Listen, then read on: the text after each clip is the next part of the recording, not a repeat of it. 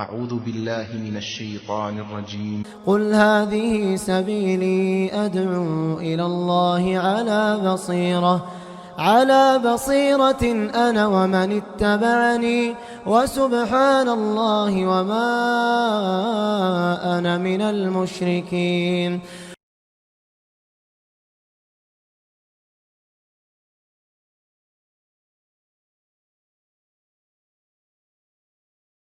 إن الحمد لله نحمده ونستعينه ونستغفره ونؤمن به ونتوكل عليه ونعوذ بالله من شرور أنفسنا ومن سيئات أعمالنا من يهده الله فلا مضل له ومن يضلل فلا هادي له وأشهد أن لا إله إلا الله وحده لا شريك له وأشهد أن محمدا عبده ورسوله صلى الله عليه وعلى آله وصحبه وسلم تسليما كثيرا. أما بعد فإن خير الحديث كلام الله وخير الهدي هدي محمد صلى الله عليه وسلم وشر الأمور محدثاتها وكل محدثة بدعة وكل بدعة ضلالة وكل ضلالة في النار. تمام تعریفیں اللہ تعالیٰ کے لیے ہیں جو سارے جہاں کا خالق، مالک اور اس کا پروردگار ہے. رحمت اور سلامتی ہو احمد مجتبی محمد مصطفیٰ محمد ابن عبداللہ پر جو سارے جہاں والوں کے لیے رحمت بنا کر بھیجے گئے. برادران اسلام،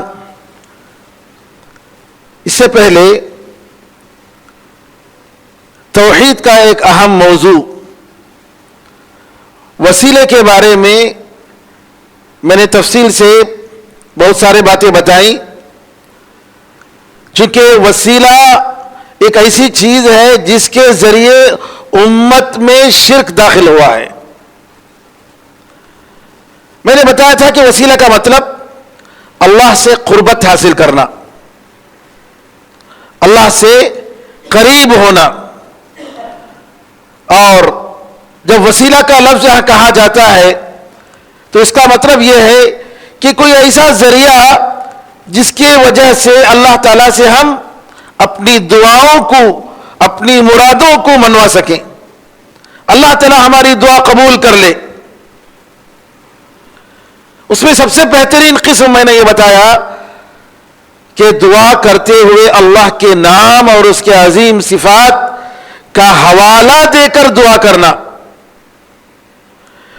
اور دوسری قسم میں نے یہ بھی بتائی کہ آدمی اپنے نیک عمل کا حوالہ دے کر کہ اے اللہ میں نے یہ عمل تیرے لیے کیا ہے، اے اللہ ہماری دعا قبول کر لے.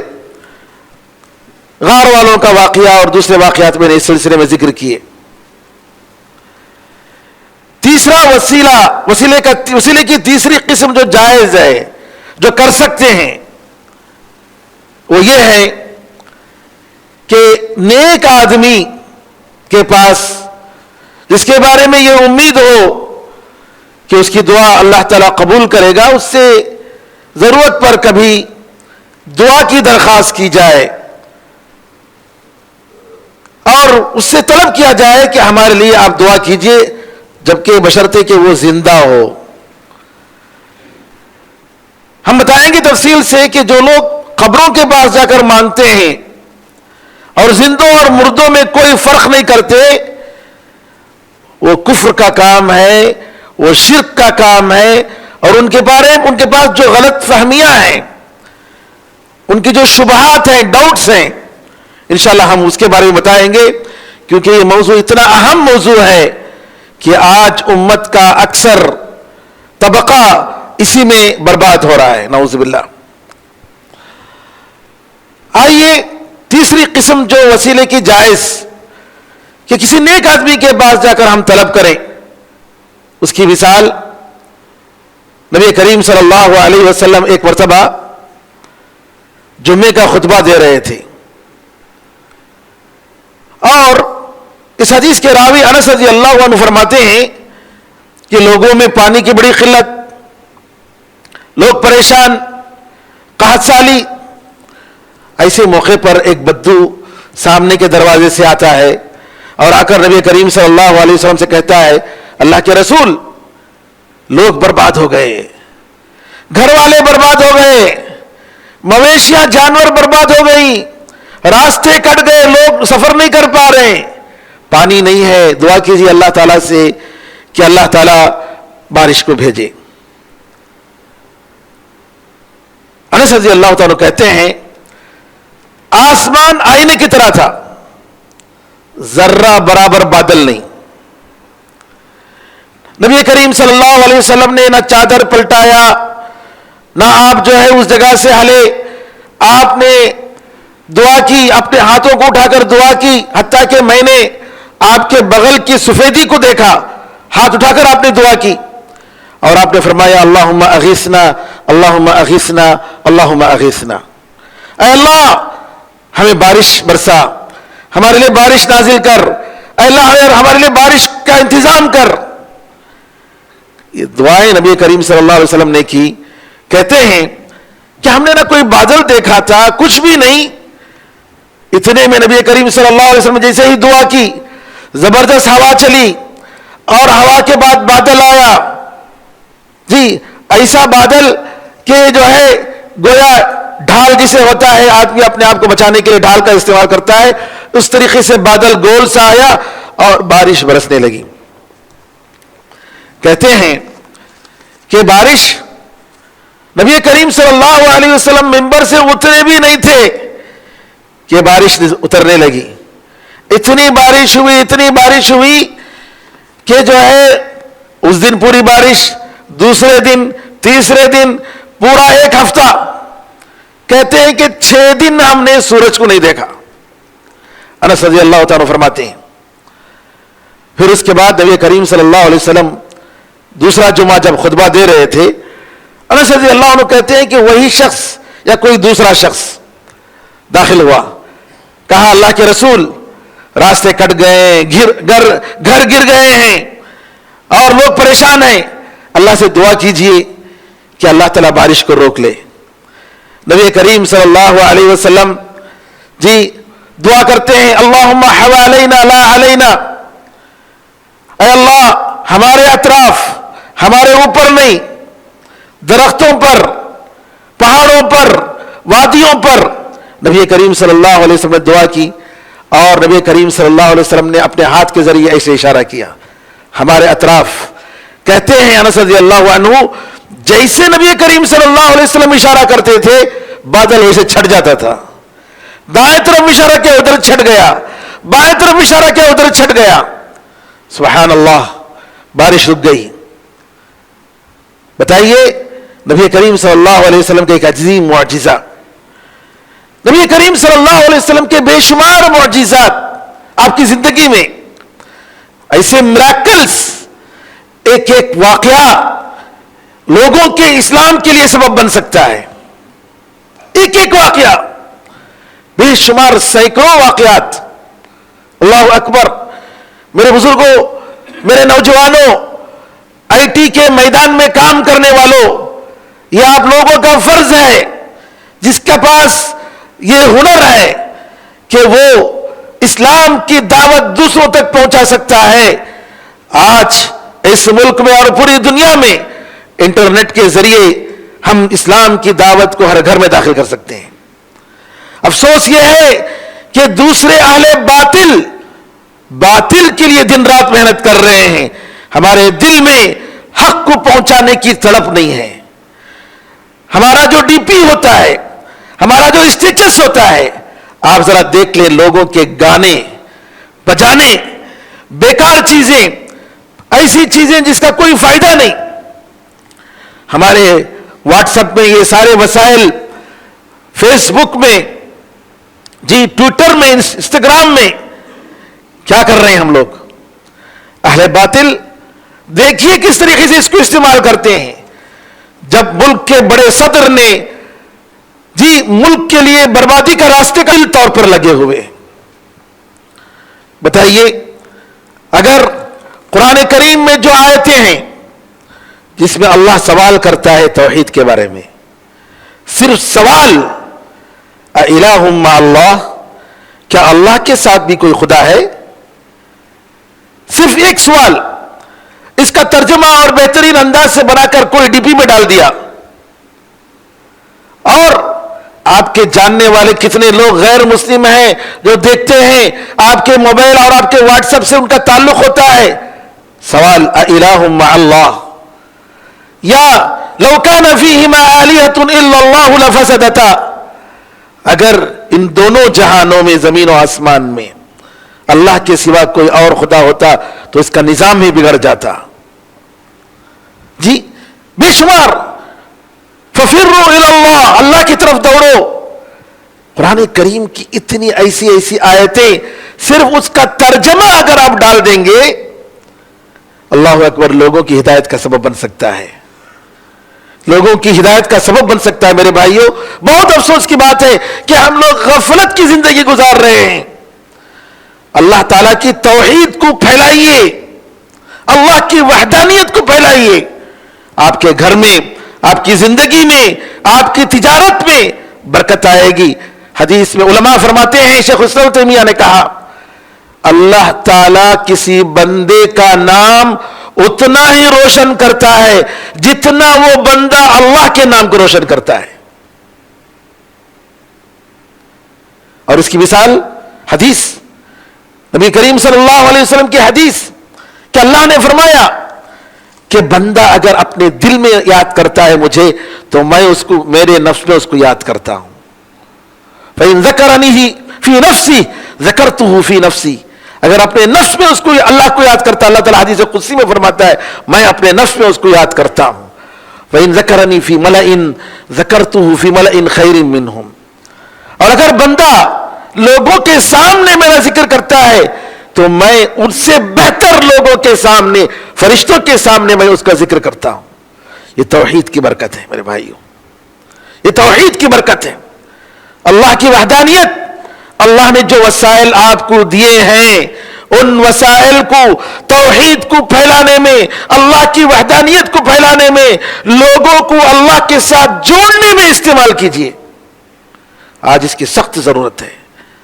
غیر تو غیر، ہمارے بھائی کتنے قبروں کے پاس، مزاروں کے پاس، درگاہوں کے پاس لوگوں نے ان کو اپنا غلام بنا لیا.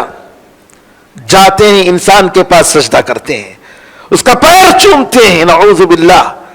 اس کے جیسا انسان ہے، گندگی کو اپنے پیٹ میں لے کر پھر رہا ہے، نعوذ باللہ من ذالک، اور اس کے سامنے جا کر وہ سجدہ کر رہا ہے. کتنی بری بات ہے. آخر ان اپنے بھائیوں کو سمجھانے والا کون ہے؟ اگر ہم سب ہمارے فریضے کو نہیں سمجھیں گے تو پھر کیسے ہوگا؟ بہرحال یہ وسیلے کا جو مفہوم، غلط مفہوم لوگوں میں بیٹھا ہوا ہے، اس کے ازالے کی ضرورت ہے. یہاں دیکھیں، نبی کریم صلی اللہ علیہ وسلم سے سوال کیا گیا. صحابہ آتے تھے اور اپنی ضرورت کے لیے نبی کریم صلی اللہ علیہ وسلم سے دعا کی درخواست کرتے تھے جب آپ زندہ تھے. لیکن آپ کی وفات کے بعد کوئی ایسا صحابی کوئی واقعہ بتا سکتے ہیں؟ صحیح واقعہ، جھوٹے واقعے بہت ہیں. ہمیں جھوٹے اور من گھڑت واقعے کی ضرورت نہیں. 1,24,000 صحابہ،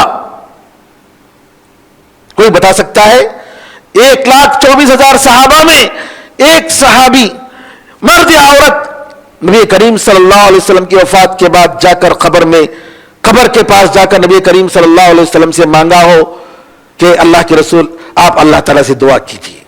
ڈائریکٹ مانگنا تو الگ بات، ہم یہاں جو بول رہے ہیں قبر والے سے دعا کی درخواست کرنا ہرگز نہیں. ایک اور مثال، صحیح مثال دے رہا ہوں.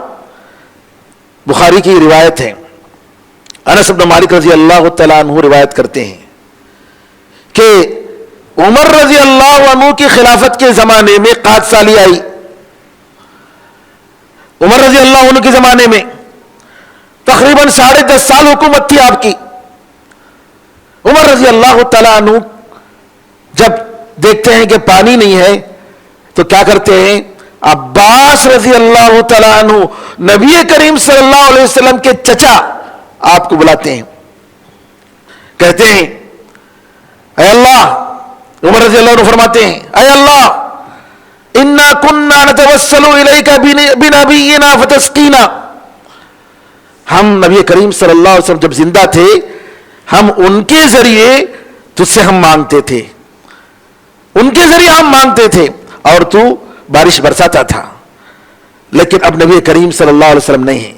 وَإِنَّا نَتَوَسَّلُ إِلَيْكَ بِعَمِّ نَبِيِّنَا فَاسْقِنَا، ہمارے پاس نبی کریم صلی اللہ علیہ وسلم کے چچا ہیں، ہم ان کے ذریعے تجھ سے مانگ رہے ہیں، اے اللہ تو ان کی دعا قبول کر اور بارش برسا۔ کہتے ہیں کہ عبدالعباس رضی اللہ تعالیٰ دعا کرتے اور بارش ہوتی تھی۔ عمر رضی اللہ عنہ کو اتنا معلوم نہیں تھا کہ نبی کریم صلی اللہ علیہ وسلم کی خبر کے پاس جا کر مانگتے، کیوں نہیں کیا؟ کیوں؟ شرک ہے، وہ شرک ہے، جائز نہیں ہے۔ اسی طریقے سے ابن عساکر رحمت اللہ علیہ اپنے تاریخ دمشق کی تاریخ تقریباً 30 جلدوں میں کتاب ہے، 30 سے بڑھ کر یہ کتاب، ابن عساکر رحمت اللہ علیہ 7ویں صدی کے بڑے عالم گزرے ہیں، کہتے ہیں کہ سیریا میں، شام میں قحط سالی کا زمانہ تھا، معاویہ رضی اللہ تعالیٰ عنہ اور سیریا والے اللہ تعالیٰ سے بارش کے لیے نکلے، بارش کی دعا مانگنے کے لیے نکلے۔ جب معاویہ رضی اللہ عنہ منبر پر بیٹھ گئے تو معاویہ رضی اللہ تعالیٰ عنہ نے کہا یزید بن اسود الجرشی کہاں ہیں؟ یزید بن الاسود الجرشی کہاں ہیں؟ آئے، وہ دور بیٹھے ہوئے تھے، آئے، کہا معاویہ رضی اللہ تعالیٰ عنہ نے، اور آ کر جو ہے معاویہ رضی اللہ تعالیٰ منبر پر اوپر بیٹھے ہوئے تھے، یزید بن الجرشی منبر پر پہلی سیڑھی پر بیٹھ گئے۔ پھر اس کے بعد معاویہ رضی اللہ عنہ نے اللہ سے دعا کی، اللہم انا نستشفع الیک اليوم بیزید بن الاسود الجرشی، اللہم انا نستشفع الیک اليوم بخیرنا وافضلنا، اے اللہ آج ہمارے پاس، اے آج ہم تمہارے پاس ہم میں سب سے بہتر اور سب سے افضل جو آدمی ہے اس کے ذریعے ہم تجھ سے مانگ رہے ہیں۔ پھر اس کے بعد معاویہ رضی اللہ عنہ کہتے یا یزید ارفع یدیک الی اللہ، اے یزید تمہارے ہاتھوں کو اللہ کی طرف اٹھاؤ، مانگو، دعا کرو۔ یزید بن جرشی نے دعا کی اور لوگوں نے دعا کی، کہتے ہیں کہ بادل آیا اور ہوا زور سے چلی اور الحمدللہ بارش ہوئی، حتیٰ کہ لوگ گھر تک پہنچ نہیں پاتے تھے۔ ایک اور واقعہ اس آدمی کے بارے میں، یزید بن جرشی کے بارے میں ایک اور واقعہ، اور وہ بھی صحیح واقعہ۔ ضحاک بن قیس کہتے ہیں کہ لوگ جو ہے بارش کے لیے، بارش کی دعا کے لیے نکلے تو اس وقت جو ضحاک بن قیس وہاں کے گورنر تھے، انہوں نے کہا اے رونے والے، یزید بن جرشی جو ہے وہ اللہ تعالیٰ کا خوف کھا کر روتے تھے، تو ضحاک بن قیس نے کہا قم یا بکا، اے زیادہ رونے والے اٹھو، کھڑو، دعا کرو۔ کہتے 3 مرتبہ انہوں نے دعا کی، اللہ تعالیٰ نے بارش بھیج دی۔ سبحان اللہ۔ کہنے کا مطلب یہ ہے میرے بھائیوں کہ یہاں پر نہ عمر رضی اللہ عنہ نے، نہ معاویہ رضی اللہ تعالیٰ عنہ نے نبی کریم صلی اللہ علیہ وسلم کی قبر کے پاس جا کر دعا کی، نہیں، نہ کسی ابو بکر یا عمر یا کسی اور کی قبر کے پاس۔ تو کہنے کا مطلب یہ ہے کہ جو مر چکے ہیں ان سے دعا کی درخواست کرنا ان کے قبر کے پاس جا کر، یہ بھی جائز نہیں ہے، یہ بھی جائز نہیں ہے کہ آپ اللہ کے پاس گزارش کیجئے، میری درخواست۔ مسجد نبوی میں لوگ جاتے ہیں، چھٹیاں لے کر جاتے ہیں اور جا کر وہاں دھاگے باندھتے ہیں، خاص طور پر عورتیں اتنی نعوذ باللہ شرک کے کام کرتے ہیں، اے اللہ کے رسول مجھے بچے نہیں ہیں، آپ دعا کیجئے۔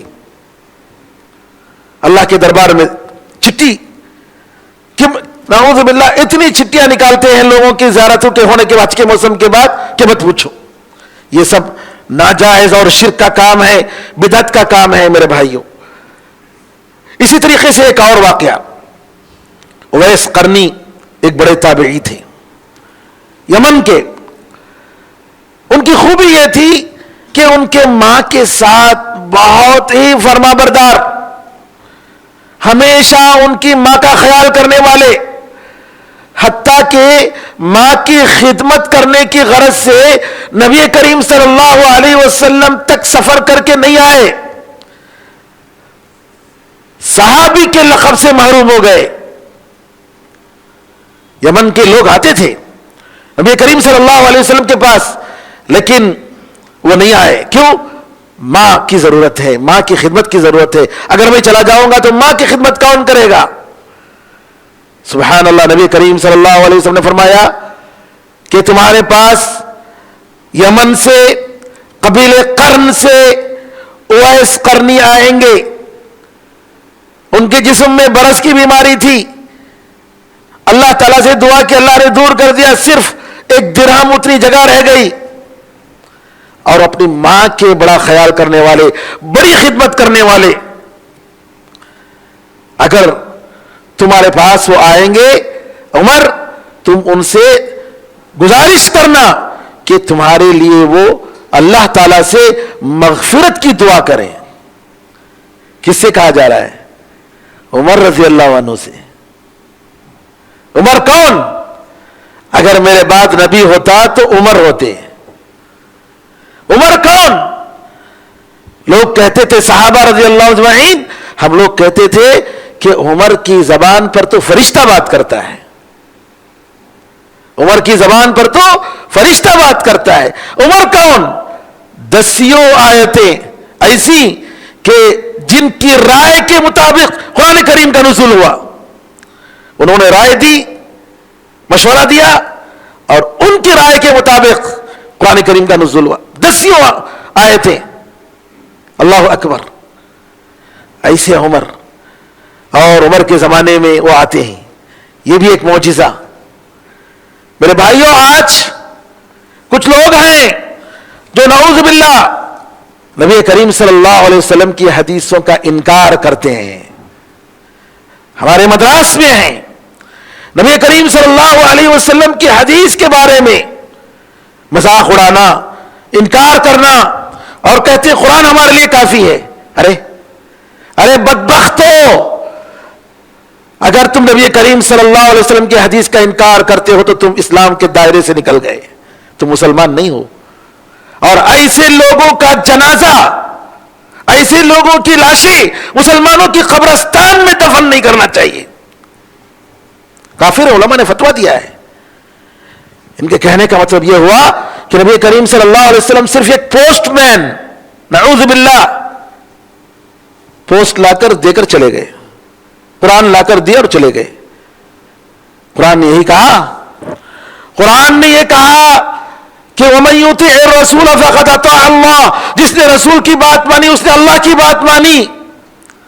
قرآن نے کہا وَمَا يَنطِقُ عَنِ الْهَوَىٰ إِنْ هُوَ إِلَّا وَحْيٌ يُوحَىٰ، وہ اپنے نفسانی خواہش سے بات نہیں کرتے، وہ جو بھی بولتے ہیں اللہ تعالیٰ کی طرف سے وحی ہے. کتنی مثالیں.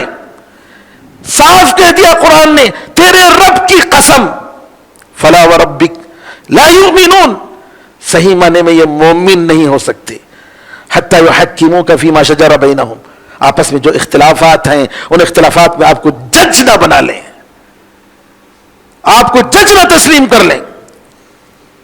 ثم لا یجدوا فی انفسہم حرجا مما قضیت، پھر اس کے بعد آپ جو بھی فیصلہ کریں گے اس فیصلے سے وہ پوری طریقے سے راضی ہو جانا.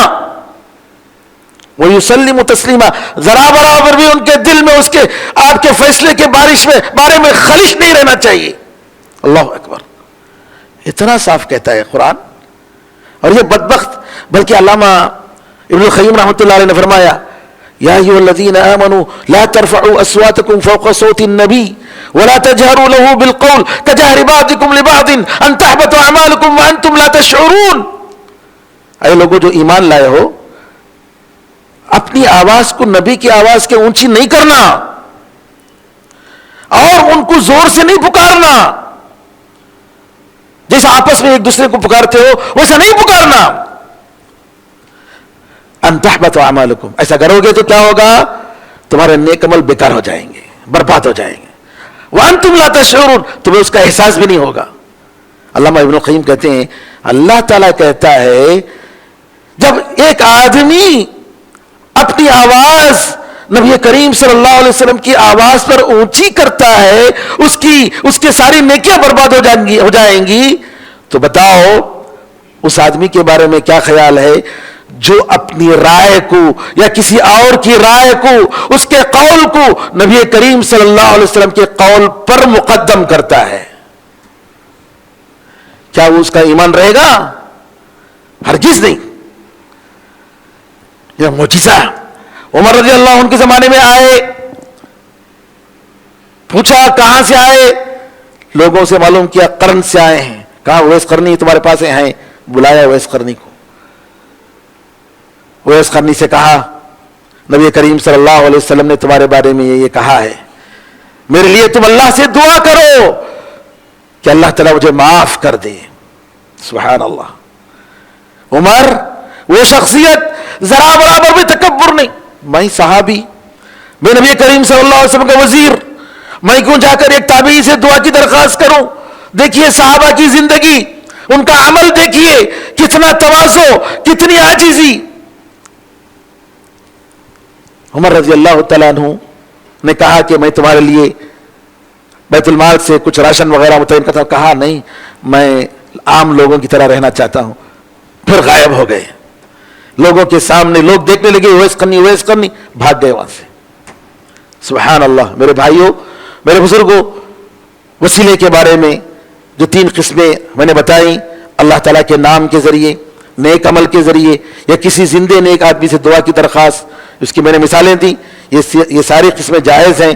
انشاءاللہ آئندہ خطبوں میں ناجائز قسمیں کیا ہیں، وسیلے میں حرام چیزیں اور شرک تک پہنچانے والی چیزیں کیا ہیں، انشاءاللہ ہم تفصیل سے بتائیں گے۔ اللہ تعالیٰ سے دعا ہے کہ اللہ تعالیٰ ہمیں اور آپ کو اور سارے مسلمانوں کو توحید پر زندہ رکھے، توحید سمجھنے اور اللہ تعالیٰ کی توحید کا اپنے دل میں جاگوزی کرنے، مضبوط کرنے، یقین کرنے، اور اسی توحید کے مطابق اپنی زندگی بنانے اور اسی توحید پر مرنے کی اللہ تعالیٰ ہم سب کو توفیق عطا فرمائے۔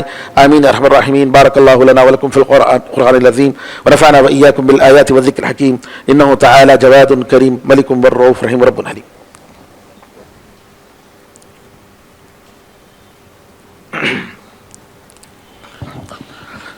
ان الحمد لله نحمده ونستعينه ونستغفره ونؤمن به ونتوكل عليه ونعوذ بالله من شرور انفسنا ومن سيئات اعمالنا، من يهده الله فلا مضل له ومن يضلل فلا هادي له، واشهد ان لا اله الا الله وحده لا شريك له، واشهد ان محمدا عبده ورسوله۔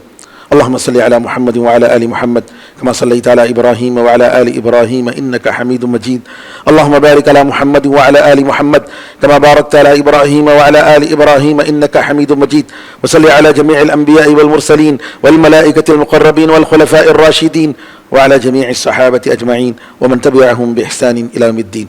اللهم اعز الاسلام والمسلمين، اللهم انصر الاسلام والمسلمين، اللهم انصر من نصر الدين۔ عباد الله رحمكم الله، ان الله يأمر بالعدل والإحسان وإيتاء ذي القربى وينهى عن الفحشاء والمنكر والبغي يعظكم لعلكم تذكرون، فاذكروا الله يذكركم وادعوه يستجب لكم، وذكر الله أعلى وأولى وأعز وجل وهم